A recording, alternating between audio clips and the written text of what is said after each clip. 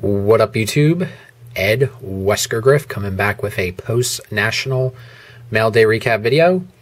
Got a couple cards to show off that I got in while I was at the National in Chicago. Finally getting around to showing them off now.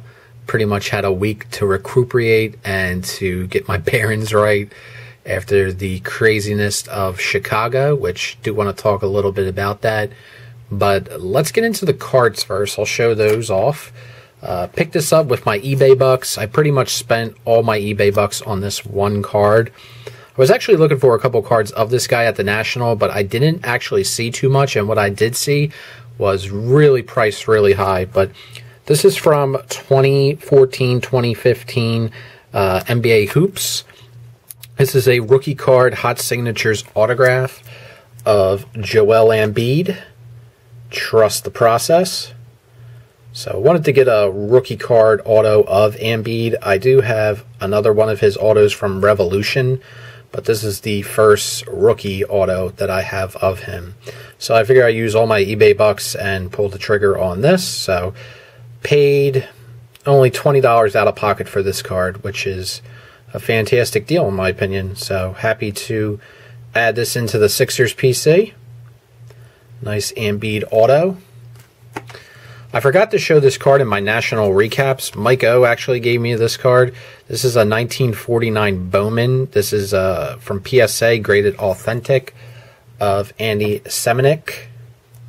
So really cool 49 Bowman. Really, really nice card there. Didn't have any 49 Bowmans of any Philly players, so happy to get this into the collection. Looks really cool. So thank you, Mike O, for the hookup. Appreciate it. And the only other pickup that I got, I sent an offer out on this card. This was another player I was looking for at the National, but I just did not see a lot of him. And what I did see, I did purchase. But this is from 2012 Topps Chrome. This is a Gem Mint 10 rookie card of Nick Foles. So did not have any Gem 10s of Nick in of this card.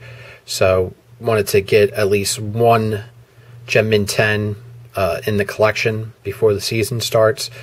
I was talking to a lot of people about Nick Foles at the National, asking them what their thoughts are, how he would do in Jacksonville, and a lot of people don't think he's going to do anything, so I guess I'm kind of going out on a limb thinking that he'll be pretty good in Jacksonville. So I do think the Jags should have a good season, but I'm very curious to see what Nick does this year, so I will be following the Jags and following Nick and seeing what he does, but I wish him the best. He's probably my all-time favorite Eagle, so I want to see what he does, and just wanted to add this into the collection. There was one seller that had the Blue Wave variation of this card, raw, but he wanted like $40 for it, which I thought was really crazy, because on eBay you can get the Gem Mint 10 Blue Wave, I think, for, I want to say 50 or something like that, or best offer. So I didn't even bother to make that dealer an offer. So there was actually another card that I have some serious FOMO over. It's those Super Bowl relic cut cards that are out of 15. Basically, it's like football that they use from the Super Bowl. Panini made like each individual player out of 15. So they made like Nick Foles, Zach Ertz, Jake Elliott, Malcolm Jenkins. I think they do it every single year for the Super Bowl, so there's probably like a ton of Patriots ones out there. But there was one of Nick Foles for $175, and I looked at it, and it was one of those things where you're at the show and you see something in the case, but you keep walking, and then you like circle back around like a shark, and you relook at the case, and you relook at the card. And when I saw the price on it, I was like, oh man, that seems like really high. And personally speaking, I don't like spending a lot of money just on a relic card because of, you know, Topps and Panini's maybe questionable track record on the authentication on that type of stuff. So I didn't really want to shell out $175 on it. I did offer the guy something, but he was very, very firm on the price. He said he wasn't going to come down $1.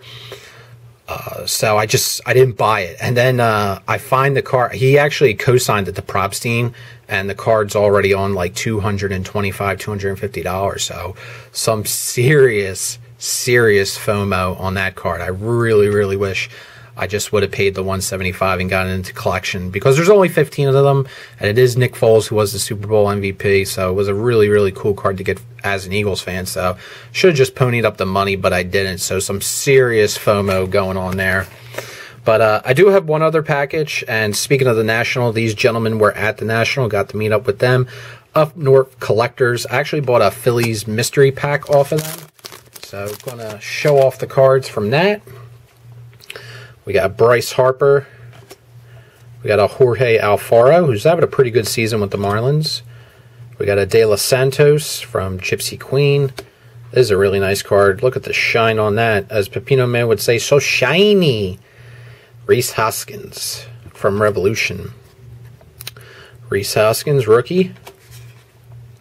Refractor here of J.P. Crawford, doing well for Seattle. Got a nice Aaron Nola. The big piece Ryan Howard, signing autographs there. Another Rhys from Museum Collection. We got an Aaron Nola from Allen and Ginter, the gold. And we have Mr. Humble, Jake Arrieta, in the gold. So that's pretty cool. And then we got some more. I guess these would be considered the hits.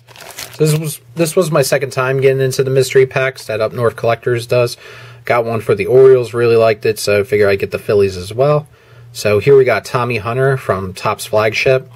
This is probably numbered. Yep, it's actually super low numbered out of 25.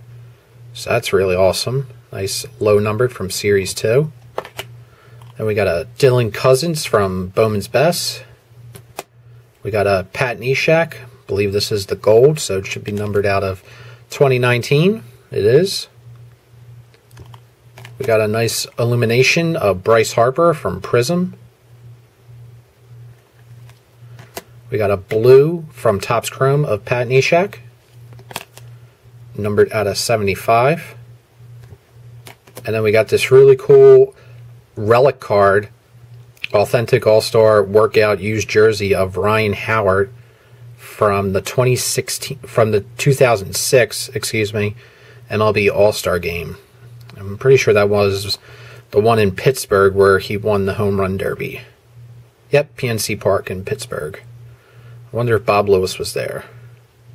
Really neat card. So, thank you, Up North Collectors. Michael and Luke, appreciate it, fellas. Really nice deal. And talk a little bit about the National. It was, I know a lot of people have been saying it because I've been trying to watch everyone's recap video. I pretty much didn't watch any videos the whole weekend I was there. I just waited till I came home to watch them all. I've been watching them periodically because some of them are really long, but the longer the better, because I am absolutely loving these videos and hearing everyone's experience and everyone's opinions and takes on how the weekend went. And it was just so much fun.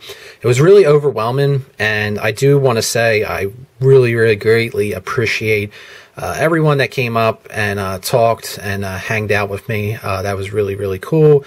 Really enjoyed talking to all you guys and hanging out. I do apologize on Thursday, especially later on Thursday.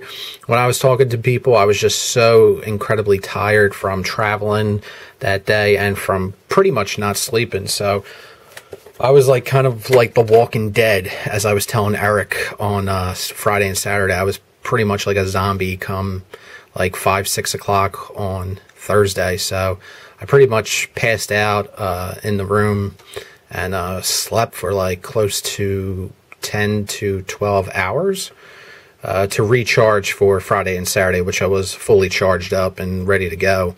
But it was just a lot of fun walking around the show with people, talking about the hobby. The hobby's so strong right now. I mean, I know a lot, and I've heard people say this before. I know we've had our doubts with how the hobby was going to go with all the recent Slabgate drama, but I mean, you saw this weekend. This weekend, it was packed at that convention. There was serious money being spent by some people, by some super high-end 1% collectors. I call them the 1%ers.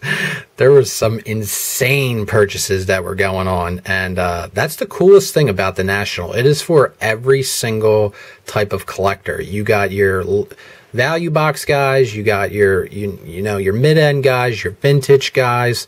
your high-end guys, and then above the high-end guys, you got your 1%ers who are just like throwing down insane amounts of money on cardboard. And looking at some of these cards, it's just like, wow, I'm actually in the presence of some of these insane cards. I know at the meetup on Friday, there was a gentleman who had just a case of insane pre-war cards and T206s, and just randomly picking out one. I mean, it was insane going through some of those cards and looking at them and being able to, look at them with your own eyes and turn them over and see everything. So it was just real crazy. And to hear the history of the cards and the ownership of the card was really cool. So that whole meetup on Friday with Filmington, Eloy the Goat, Pepino Man, the one that they ran at the Loeb's Hotel, that was just a blast. It was a fun, as Eric would say, it was a learning experience.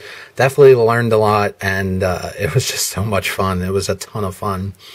But thank you to everyone that I got a chance to meet. There was a number of people that I actually did not get to talk to and hang out with. So hopefully they come to Atlantic City so I can hang out and talk to them, because Atlantic City is pretty much my backyard. So I will be going to the National next year for sure.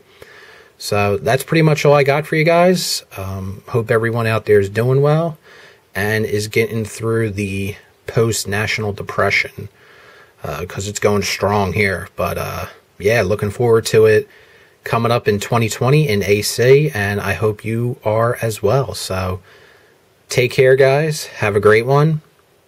Always learning, keep learning, and you matter, as my boy Eric would say. So have a great one. Peace, guys. Have fun.